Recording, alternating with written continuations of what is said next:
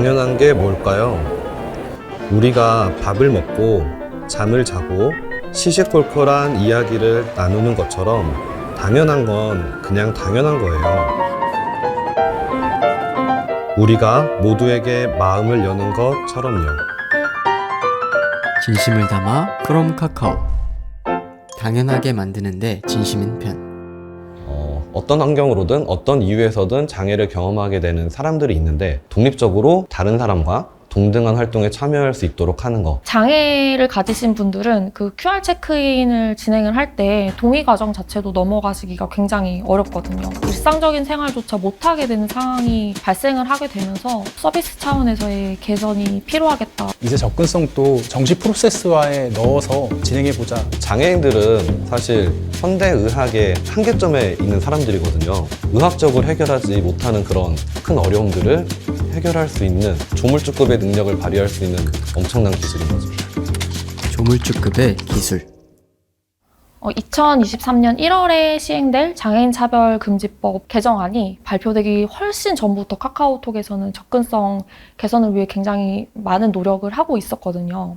진짜 놀랬죠. 누가 시키지 않았는데도 접근성에 대해서 공부하고 신입사원이 들어오면 접근성 관련된 쪽지 시험까지 보는 조직이 있다는 얘기도 들었어요.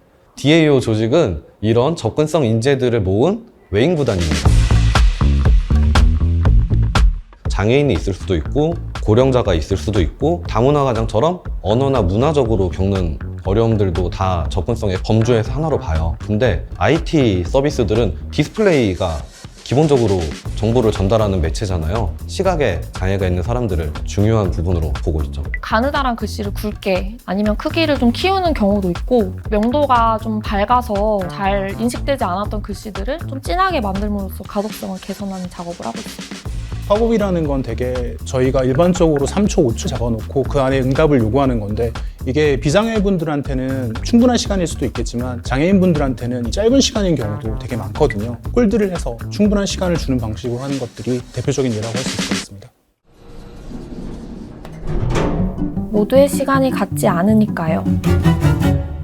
정보들이 모두 같은 컬러와 같은 사이즈로 구성되어 있는 것은 아니거든요. 정보의 중요도에 따라서 그 위계를 구성을 하고 있는데 이 명도 대비가 충족이 안 될 경우 저시력자 사용자분들은 그 정보가 있는 것 자체를 모르시는 경우가 있어요. 그 명도 대비의 최대치가 21대 1이거든요. 카카오톡에서는 그 21대 1까지 최대치로 명도 대비를 높여가지고 iOS에서 제공하는 명도 대비 증가 모드를 활용을 해서 옵션을 켠 저시력자 사용자분들은 명도 대비가 훨씬 증가된 고대비 모드로 정보를 확인하실 수가 있습니다. 비장애인 사용자분들은 좀 진해졌네 라고 느끼실 수 있었던 부분이 시각장애인분들한테는 없던 정보가 생겼네? 라고 느끼실 수 있게 되는 거죠. 양 손가락 두 개를 이용해가지고 뭐 특정 액션으로 바로 간다던가 말하기 속도 70 단어, 문자, 동작, 활성화, 공감 아이템 보내기, 빨리 다음 거 설명을 해줄 수 있는 하트 아이콘, 공감 아이템 보내기 버튼.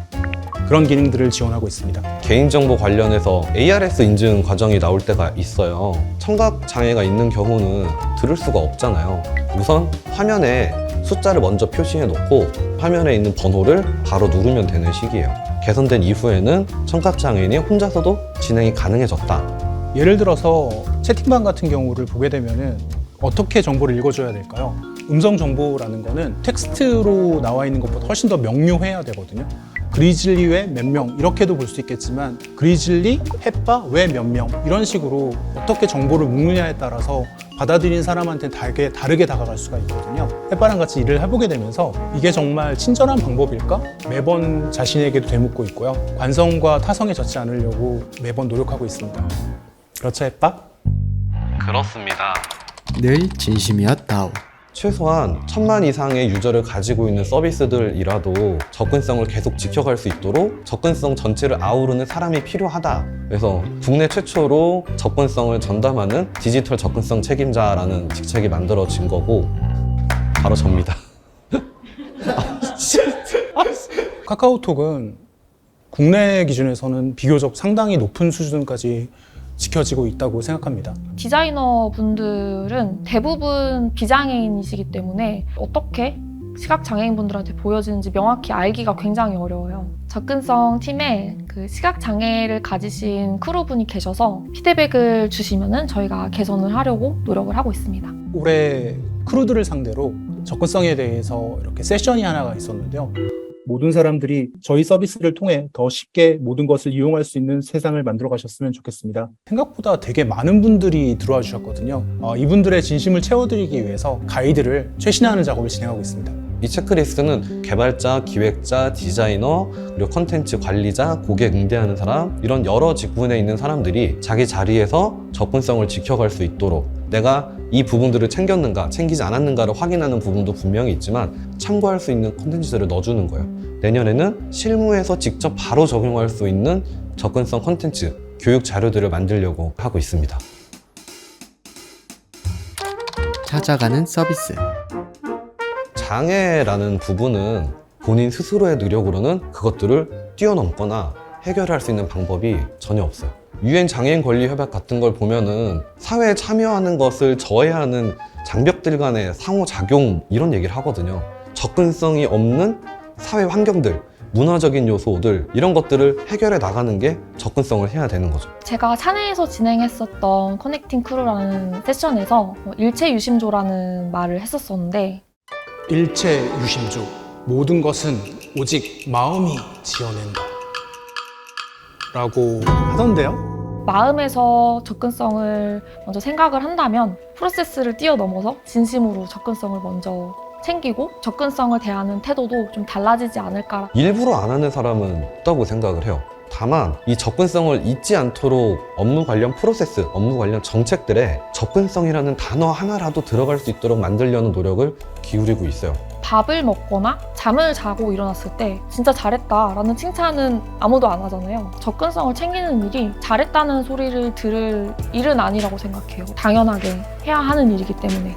카카오가 만들어가는 더 나은 세상이 있거든요. 그 인프라 안에서 카카오는 최소 이 정도의 접근성 보장하고 있어. 그래서 카카오는 접근성이 좋아. 정보라는 건 모든 사람에게 동일해야 되거든요. 카카오톡이라는 것 자체가 모든 분들을 연결하는 서비스이기 때문에 그 어떤 분들도 소외받지 않아야 된다고 생각합니다. 오늘 이 이야기를 하게 된 게 접근성에 대해서 전문가고 너무 잘 알아서라고는 생각하지 않아요. 많은 크루분들이 함께 접근성 개선에 힘써주시다 보니까 확실히 작년보다 올해가 낫고 올해보다 내년이 더 나을 것 같다는 희망이 제 눈에는 보이거든요. 서비스 안에 녹아들어서 흘러간다면 DAO 조직은 아예 필요 없게 될 수도 있죠. 그리고 지금 당장은 아니지만 장애는 나의 일이 될 수도 있습니다.